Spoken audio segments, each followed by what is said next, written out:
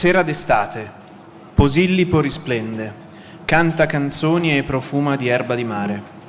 Voglio le parole d'amore più appassionato, voglio le parole più gentili e care per dire ti voglio bene a chi mi ascolta. Ma delle parole più carnali e dolci ne scelgo solo 3, ti voglio bene. Bella, nel tuo cuore so chi hai, chi sta nel mio cuore lo sai anche tu. Per il mare di Napoli quanta armonia, sale in cielo e in cielo sentono tutte le stelle la voce mia, voce che tenera costruisce questo amore. Bella, stanotte ti sono fratello e sposo, stanotte amore ed io sono una cosa sola.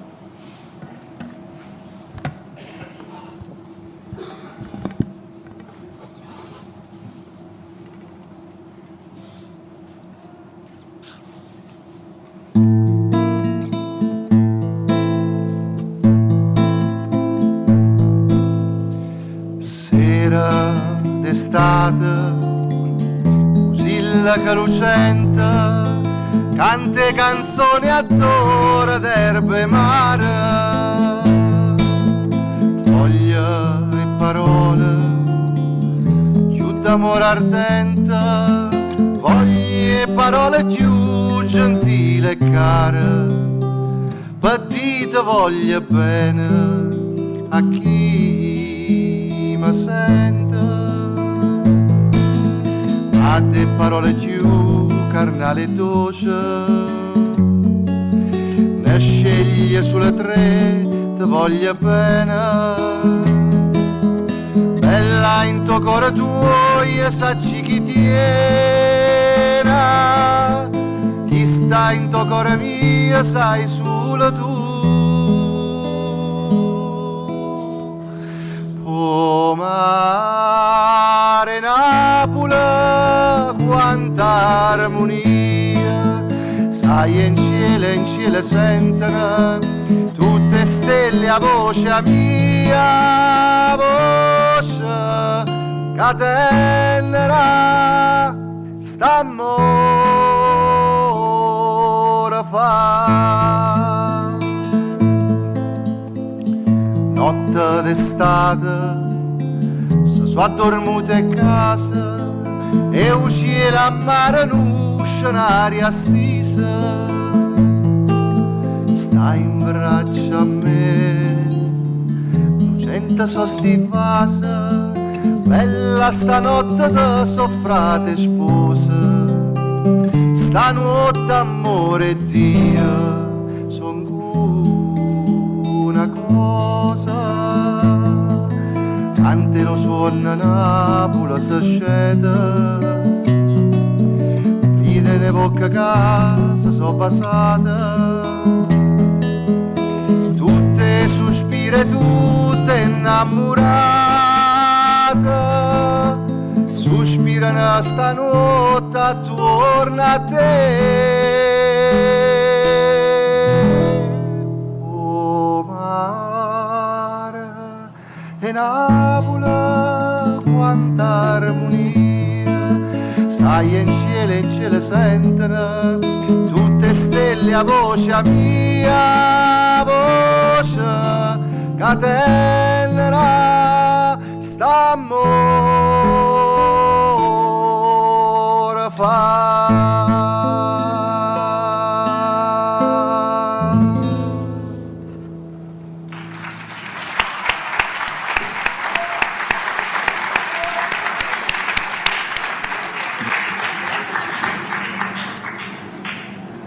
All circumstances are factors of our vocation, even starting at 3:30 after an intense morning.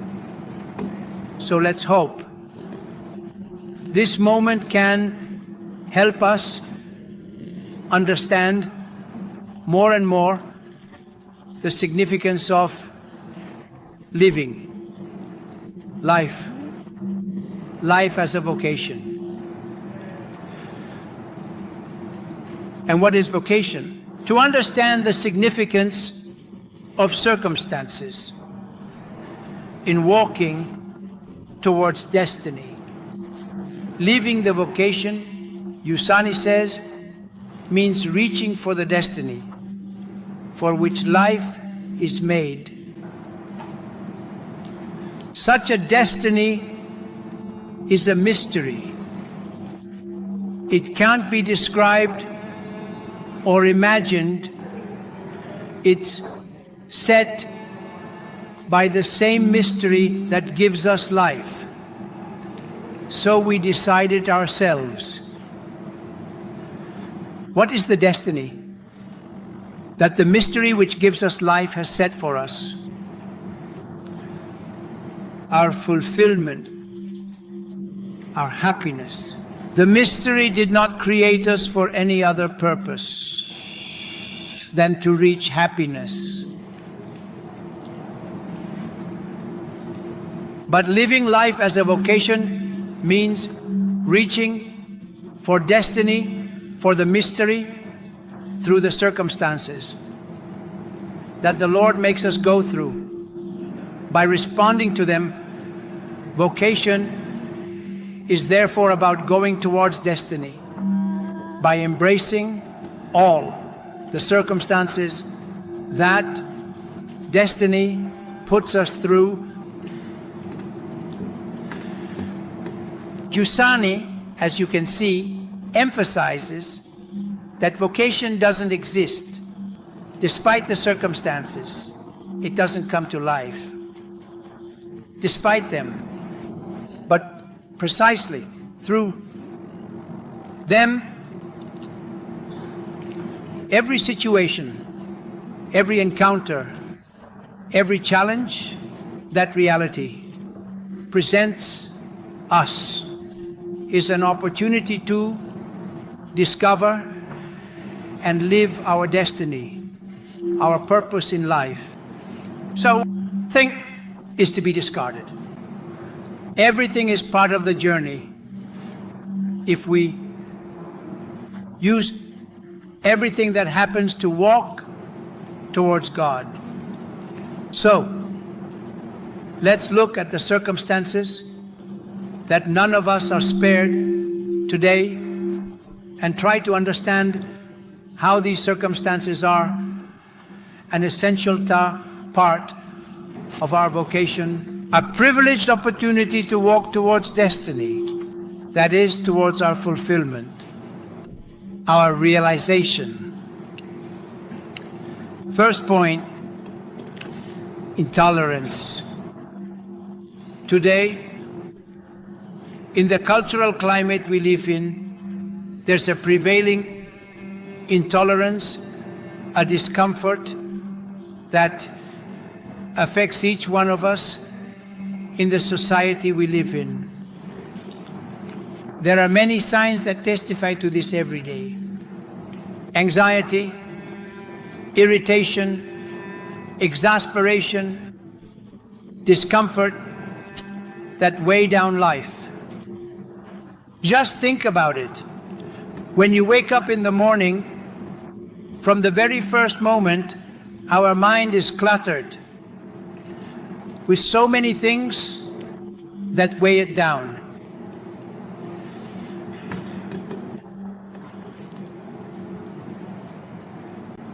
And this is the first thing to discover. How can all of this be a circumstance to walk towards destiny?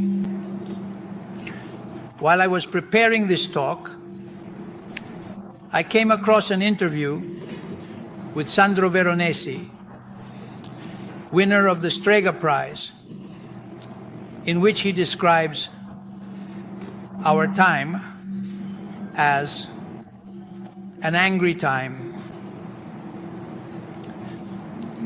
He says there's a moment between one wave and the next when it seemed possible to come out of it better.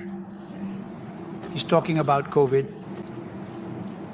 Then, in my opinion, we came out worse, angrier, and more intolerant than before. There are some people missing, but acknowledging the truth of what Veronesi says. This anger manifests in all areas, from social media to work. where tensions between colleagues or bosses, burnout or chronic stress are well known, as well as domestic tensions or increasingly frequent disputes in condominiums, which lawyers say are among the most common conflicts. Even in educational settings, where we see aggression towards teachers or bullying among students, conflicts between parents and schools, and let's not even talk about politics. The American philosopher Martha Nussbaum, in her essay, The Monarchy of Fear, offers a penetrating analysis of the role of fear, anger, disgust, and envy in politics, feeding the polarization that we witness every day. But how can all these circumstances that seem to be just stumbling blocks on the path to destiny become essential factors of our calling? Because if we don't look at this, all these things, instead of being helpful, become an obstacle that prevails as our perception of the circumstances. They help us as a provocation. They don't let us be. They challenge us to face them. No one feels good with anger or intolerance, uncomfortable. This situation tests all of us. They try because they challenge us to face them, because no one is comfortable with anger or with impatience, with discomfort. In fact, this situation tests all of us. If we don't face it, what do? We communicate. With every breath we take, with every action, this widespread intolerance and discomfort. We increase the discomfort because no one gives what they don't have. If there is no peace, we transmit discomfort and intolerance at all levels. So, in one way or another, we all contribute to making relationships and situations more complicated. And we won't think about solving problems by blaming others or the circumstances, because these circumstances allow us to become more aware of the problems. They are not the source of the problem. They don't create it. So it's better that we try to understand why many of our attempts risk becoming useless, if not harmful, for rebuilding the situation, perhaps because we don't get to touch the root of the intolerance, as Veronese pointed out again. The summary of this situation is that it's not enough to be politically correct or just to denounce the situation. You need to connect with the reasons for the anger. We want to face it. And what is the origin? Anger. I was struck by a recent event that helps identify what the origin of anger is, what the reasons are. For some time now, a bully has started targeting a weaker classmate. After yet another problem, the victim's parents called the school to let them know that they would be taking him away because they could no longer handle the situation. The victim's older brother found out about the situation and set off with a neighbor to confront the violent boy. When the mother found out, she told them no. This meeting with the boy has to happen at our house. When he confronted the boy who was picking on his son, he asked him, "Hey, why are you doing this? Why did you pick on my son?"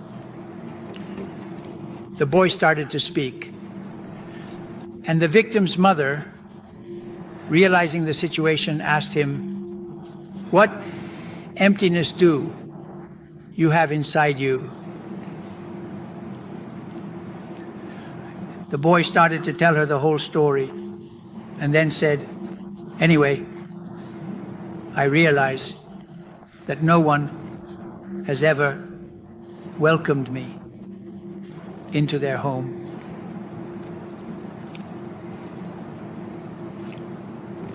That boy's violence was a symptom of something deeper that only the mother was able to catch.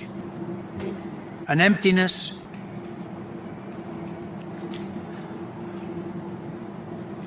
in reality, as Simone Weil observes, all sins are attempts to fill voids. Whale's perspective shifts sin from moral to existential. She sees sin as a symptom of beings trying to fill an inner void. Observing circumstances, one moves beyond surface violence to the emptiness beneath. She doesn't see sin just as a moral transgression, but as a symptom of a deeper condition, that of beings who are constantly trying to fill an inner void. And we see how, if one observes the provocation of circumstances, they begin a journey to not stay on the surface where all the violence remains, and to get to the bottom of that violence, which is the emptiness. And this shows how true it is what another keen observer of reality, like Dostoevsky, points out. We see how, if someone observes the provocation of circumstances, they start a journey to not stay on the surface where all the violence remains, and to get to the bottom of that violence, which is the emptiness. And this shows how true it is what another keen observer of reality like Dostoevsky points out.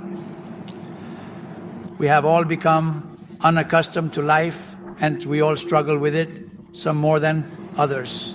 We've become so unaccustomed that sometimes we feel a sort of disgust for what is truly life, just like that boy was unaccustomed. And that's why we can't even stand it when someone talks to us about it. It's because we've reached a point where everything that is truly life feels like a burden to us, almost something we do out of a sense of duty. And that's why we can't even stand it when someone talks to us about it. Yeah, because we've reached a point where everything that is truly life feels like a burden to us, almost. Something we do out of a sense of duty.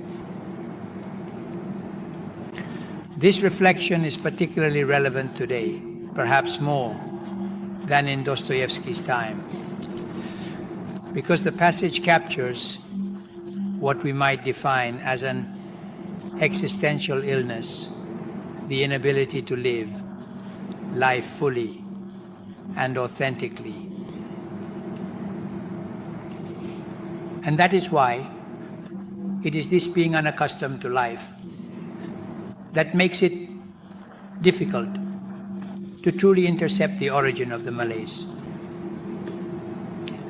This is a problem that concerns everyone, because in our everyday lives, often without realizing it, we are communicating a way of being in reality.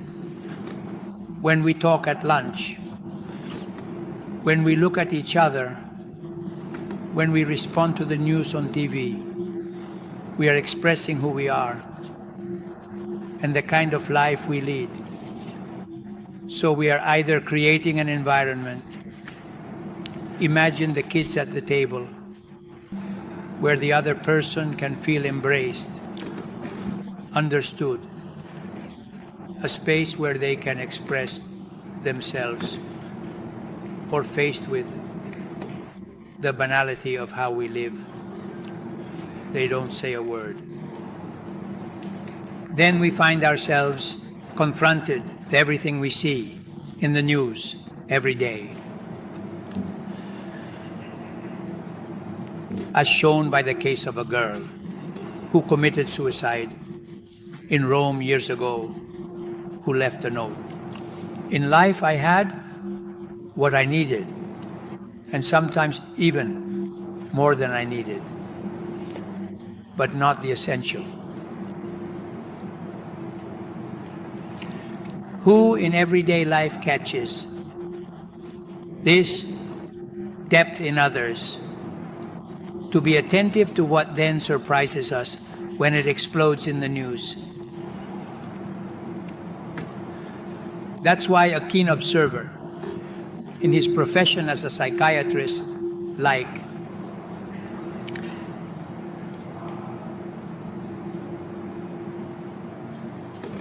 I can't remember the name right now. He says,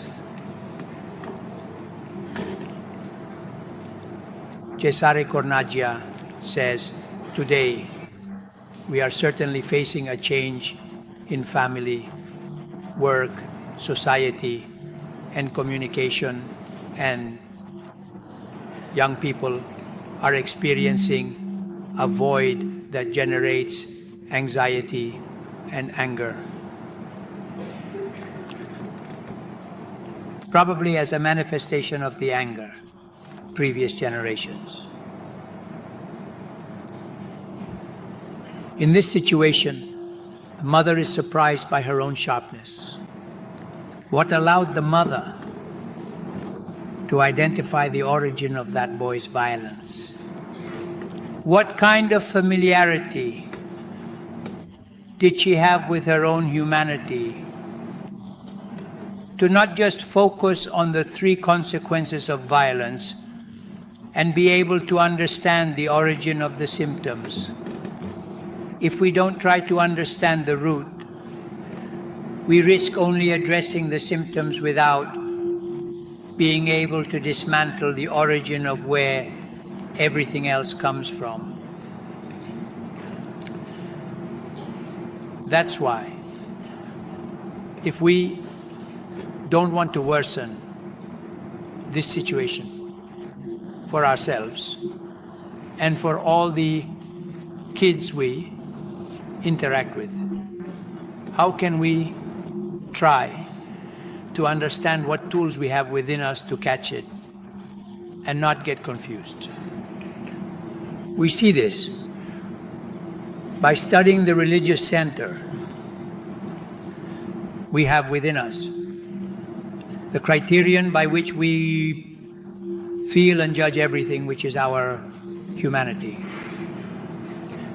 The desire for happiness, the complete affirmation of our humanity, as Giussani says, is the criterion by which someone chooses one movie over another, decides to commit to a certain job, and sacrifices their energy and time, chooses the girl with whom to start a family, accepts or doesn't accept having children. The criterion is unique. And this humanity that we carry with us is like something unfinished that longs to be completed. So much is given by this nature. Desire for happiness. So, to that desire for happiness that each of us has, that's what we need to look at, as Chekhov suggests.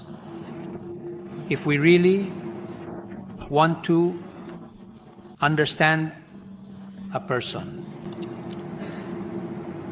When I felt the urge to understand someone or myself, I didn't examine their actions like we often do, where everything is just convention, but rather their desires. Tell me what you want, and I'll tell you who you are.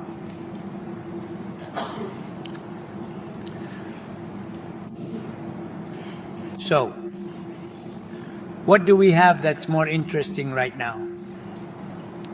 If we want to take advantage of this circumstance, we need to use all these symptoms, these signals, to tackle the real issue. Second point, the nature of this desire. Nothing is more urgent today than understanding the true nature of the desire we have inside us if we want to grasp the origin of our discomfort, our unease, or our intolerance. Because all of these are feelings of something else, as we've seen. Symptoms of an irreducibility that is becoming increasingly clear to us. It seems paradoxical that in this historical moment, the irreducibility of man appears clearer than ever. But what is this irreducibility? In this moment of supreme aberration, Yushani wrote years ago, right now, the religious feeling emerges more powerful than ever. Never has the religious sense been so vibrantly present, making people of all races and ages restless. Never has it been so alive as it is today, imprecise, confused, terribly bewildered, but never so powerfully present in the soul of man as it is today. Impressive. What sharpness. Years ago, if you could see it now. In this observation, we can see how the circumstances we are living in are essential for living out our vocation, because they reawaken our entire religious sense. What is the religious center? It's that irreducible characteristic of the human heart, the ultimate nature of man, which means he can't be satisfied or fulfilled by anything you give or offer him, except for the illusion of the moment. Man has something that he can't quite fit together. He can't be complete because man is in relationship with something infinite.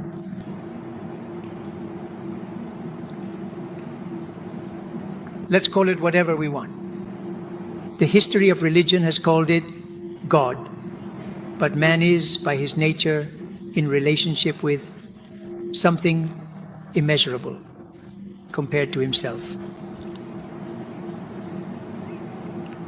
Whatever the man grabs onto, as he holds it tight, it says goodbye to him. Look at the poet Clemente, Rebora, of whom we celebrated the centenary years ago. And the more he holds on tight, it's as if this man that each of us is has a strange destiny.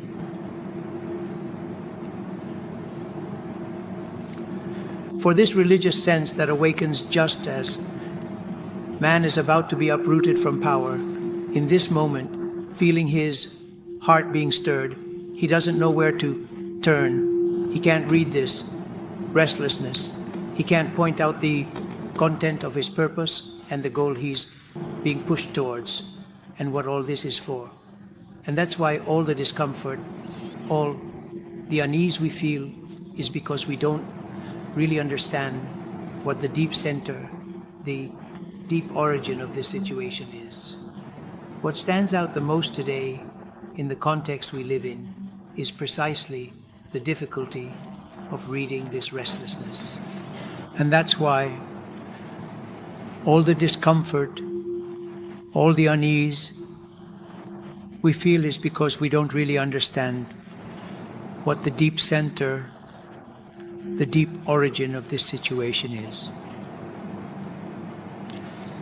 What stands out the most today in the context we live in is precisely the difficulty of reading this restlessness.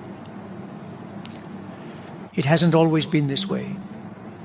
That's why looking at those who have been able to read this restlessness can be of great help to us. If there's anyone who is recognized for his familiarity with the human condition, it's St. Augustine. Reflecting on his life, he became insightful about human nature. He uncovers our inner restlessness. To God, he says, "You show the greatness meant for us, as only you can bring peace." He points us to the key to understanding the nature of the restlessness we have inside us. This discomfort that we feel. And addressing God, he exclaims, "You clearly show the greatness you wanted to attribute to the rational creature that we humans are, because for its peace and bliss, to find that tranquility it desires, nothing less than you, with a capital Y, will suffice." We hope to have time to reflect just on this phrase.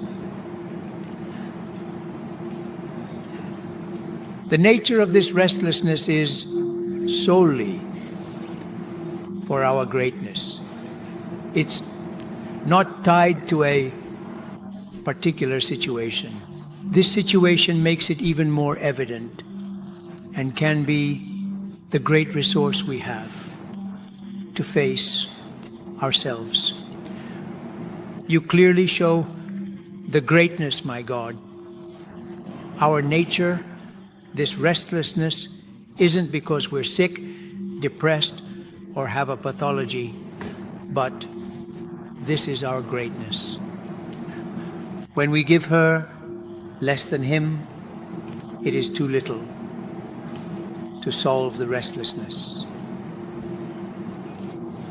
But I don't know about you, but what a relief it is to realize that our nature, that the nature of this restlessness isn't that we're sick or depressed or that we have a pathology, but that this is our greatness.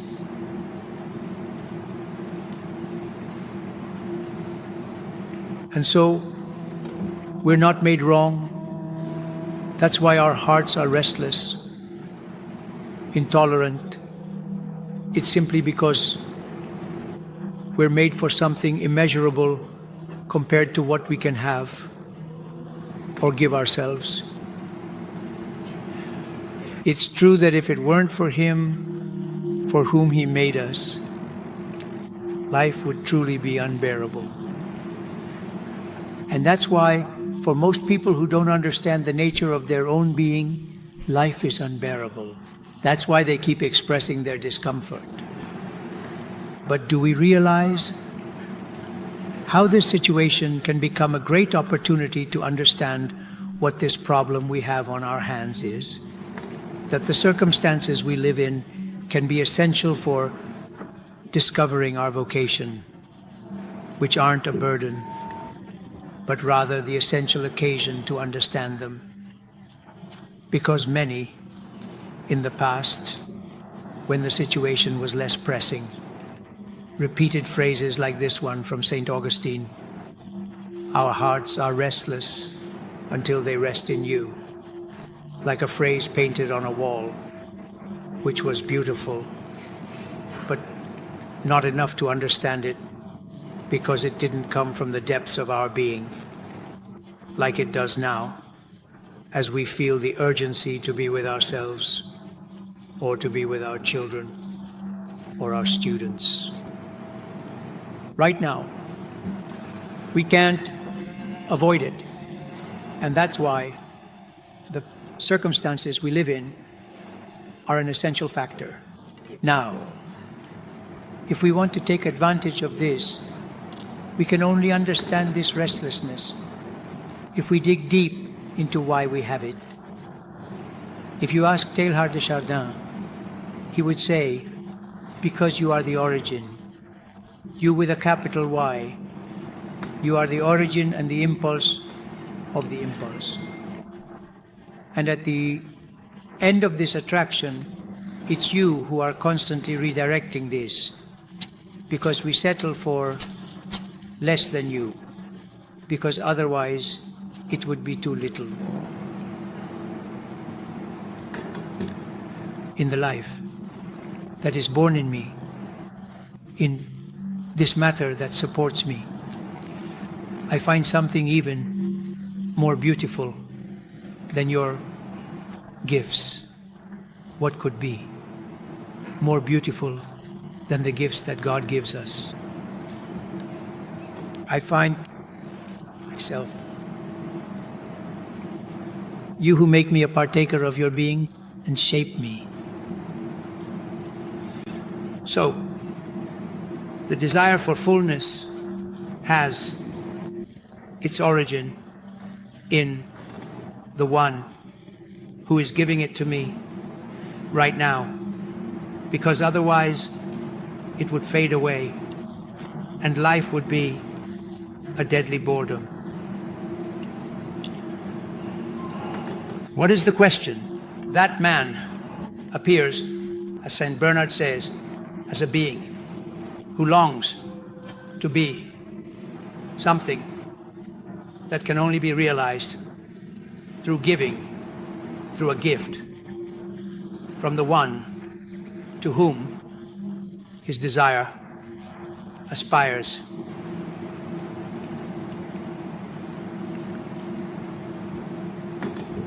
Only then can we understand why we have this desire.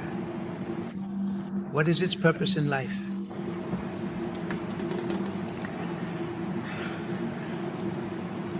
God created the nature of man, says Nicolas Cabasillas, with a view to creating a new man, a truly fulfilled man.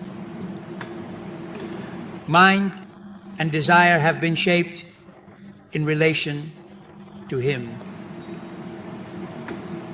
And this helps us understand why we are made this way. Christ fulfills us. Desire and memory lead us to Him. We are made in the new Adam's image.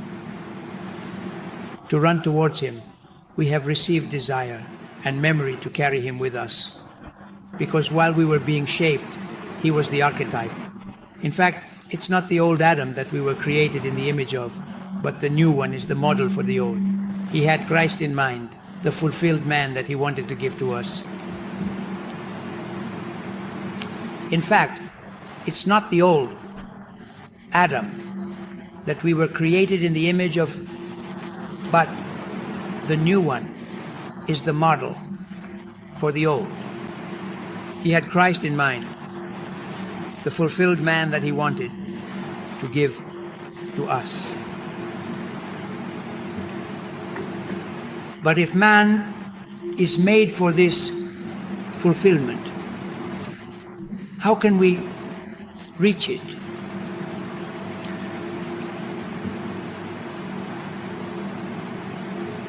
Only, Wittgenstein says, if the one who made us with this desire deigns to visit us, you need, Wittgenstein says, redemption. Otherwise, you get lost. There needs to be a light, so to speak, coming in through the ceiling, the roof under which I work and above which I don't want to go.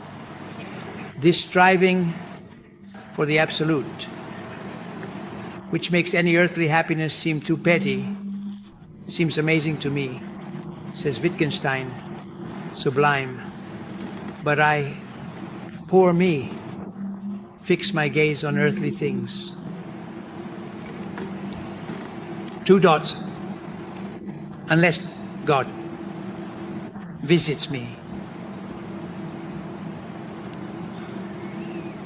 God has visited us.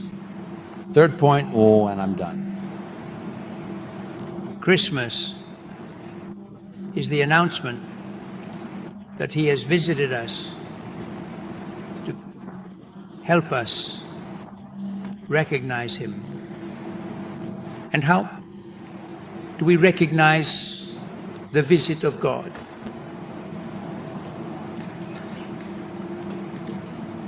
We know that the mystery visits us when we realize that we have, as he says, as Wittgenstein says, our gaze fixed on someone who frees us from everything else, who captivates us so much that we find ourselves surprised by their attraction.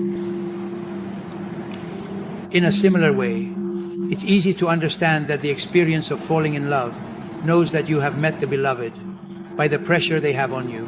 It's easy, within reach of any intelligent person, any moral person. It's easy.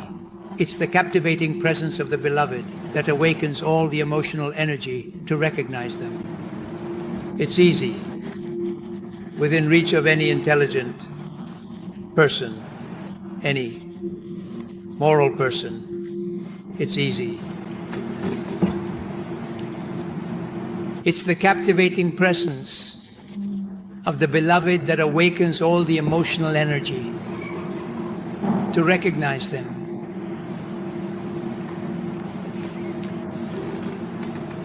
God, to make this easier, became flesh. With Jesus, the mystery has become an emotionally attractive presence to the point of igniting man's desire and challenging his freedom, that is, his ability to adhere or not to the man without the need for great efforts of will. As we sometimes think, reducing Christianity to a moralism, all a person needs to do is let themselves be drawn in, just like they are drawn to their beloved.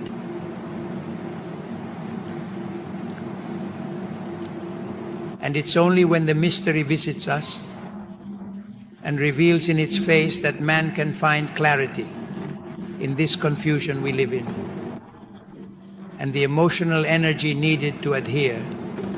And how do I recognize it without the possibility of mistake?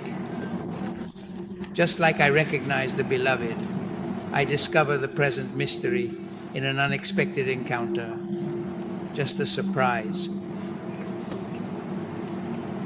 I'm so captivated that it's unmistakable whether it's him or her, nothing else, just like it happened from the very first moment Christianity appeared on the face of the earth.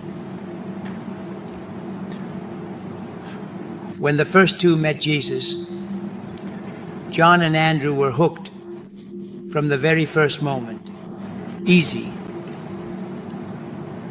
Their freedom was so challenged by that exceptional, unique presence that they couldn't avoid it.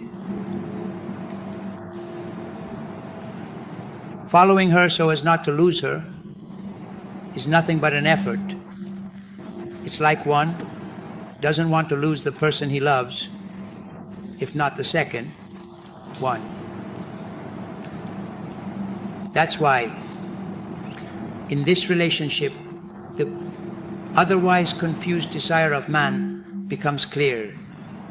As William of Santieri says, Christ is the only one capable of teaching me to see what I truly desire, what I'm really longing for, like the boy in the story who found the family he was looking for, which wasn't about harming anyone.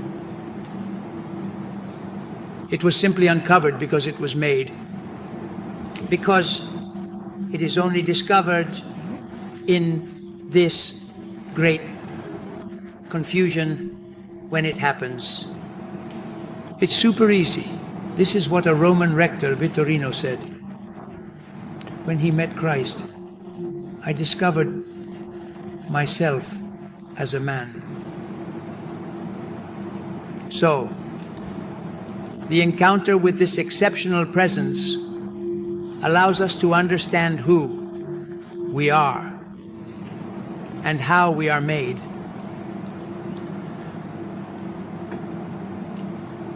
And that's what happens to the woman that Jesus meets near Samaria.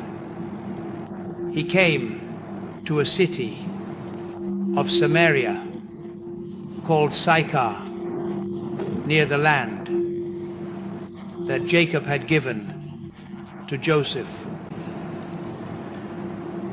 And a woman comes to draw water, and Jesus says to her, "Give me a drink."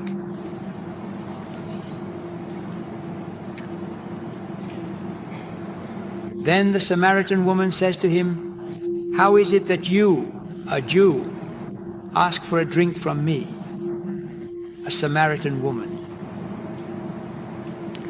Jesus answered her, "If you knew the gift of God and who it is that says to you, 'Give me a drink,' you would have asked him, and he would have given you living water." What an ability to connect with the human side of that woman. Isn't he responding to what she wants to distract her? He knows very well why he made her and what she needs. He says to her, "Whoever drinks of this water will be thirsty again, but whoever drinks the water that I give him will never be thirsty again. In fact, the water that I give him will become a spring of water welling up to eternal life." So, having discovered the nature of her own desire in front of that presence, what does that woman say? "Give me, it's water."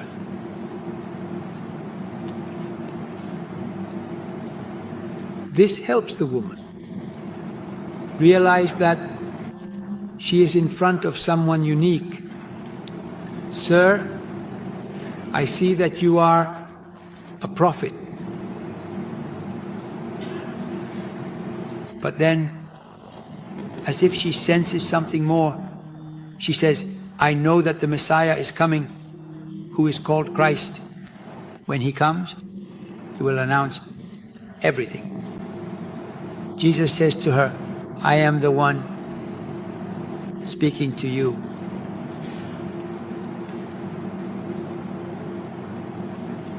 Finally, there's someone who understands her, who knows that it's him, that what he says is true, says, Jesus, because he understands her, because he understands the nature of her thirst.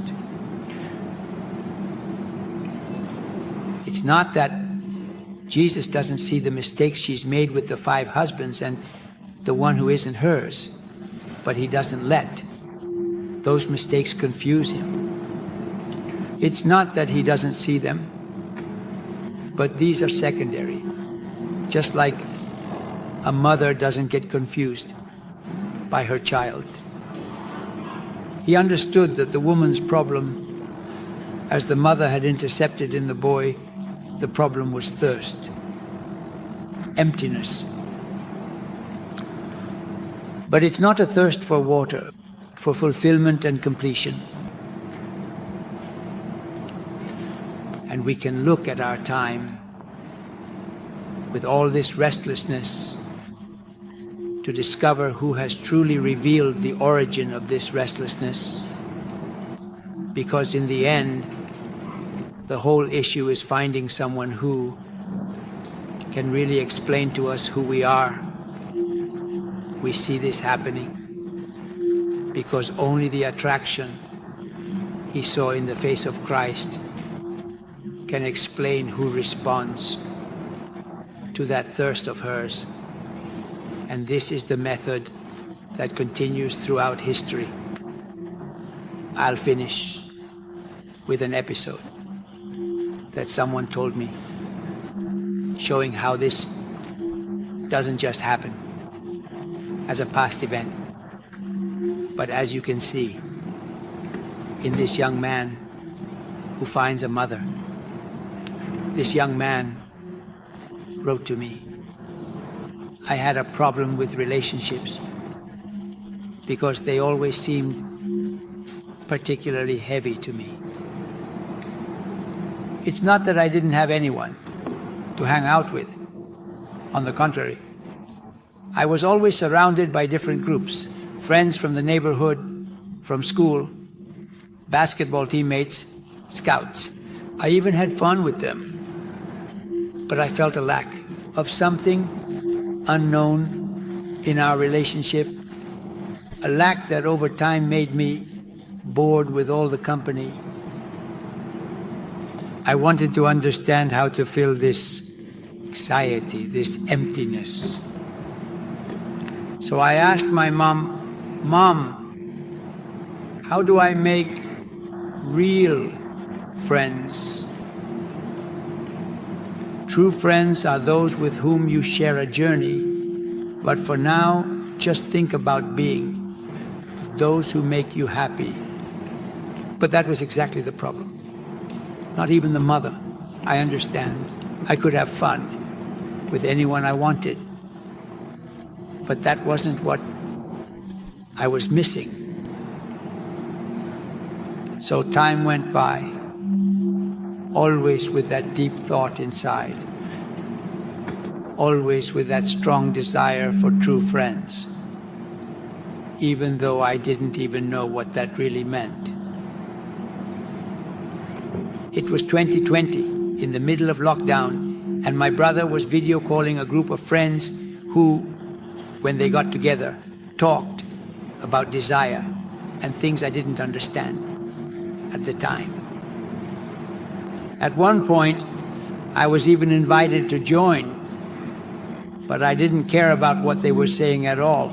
On one side of the computer, I had the video call open with them talking, and on the other side, I was playing video games until my brother started talking about his life with such depth that I turned off the video game and started listening. I was wondering, how can he talk about such private matters in front of people that even I, his brother, don't know? But why does he do it? But then who are these people? But isn't that what true friendship is? But isn't this the example of a friendship? That conversation between my brother and his friends completely captivated me. So I put down the joystick. I put down the video game because there was something more appealing than the video game. That's how it was. That's how I started to join the meetings, to build a friendship with the people who are my friends today.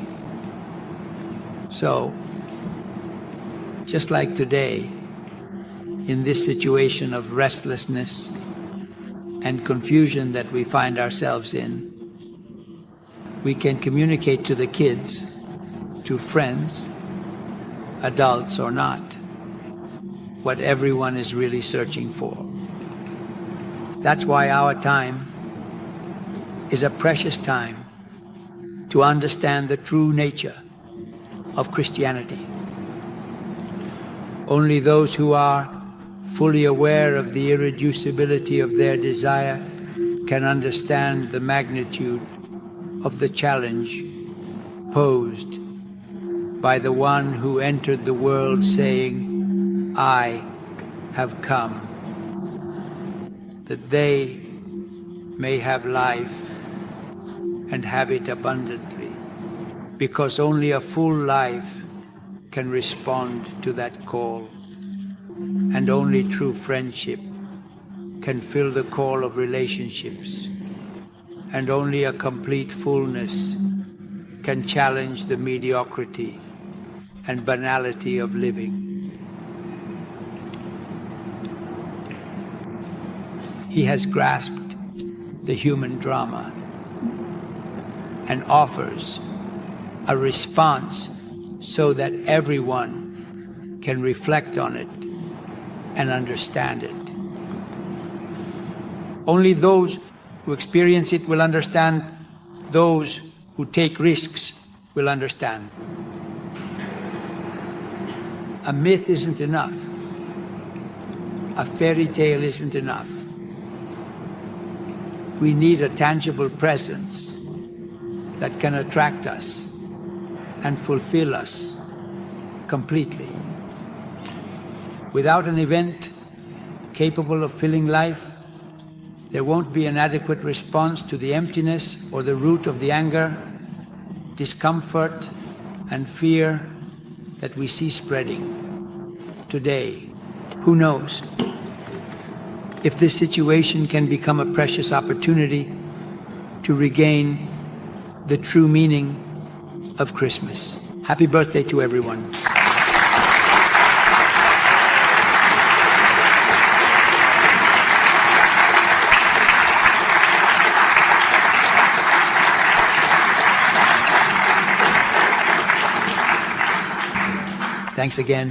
Thanks again to Don Julián for the gift.